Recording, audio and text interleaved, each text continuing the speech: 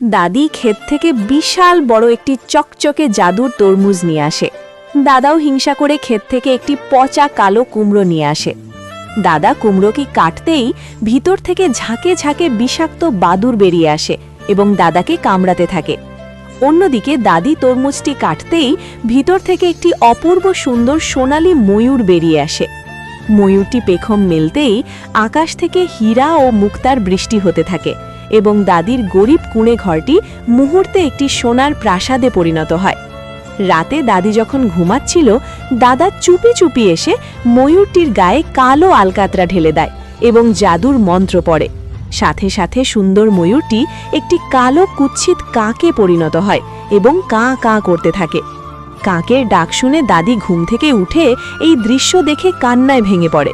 তখন কাকটি মানুষের ভাষায় বলে, বন্ধুরা, তোমরা যদি ভিডিওতে লাইক দিয়ে কমেন্টে নিজের নাম লেখো, তবেই আমি আবার আমার জাদুর রূপ ফিরে পাবো।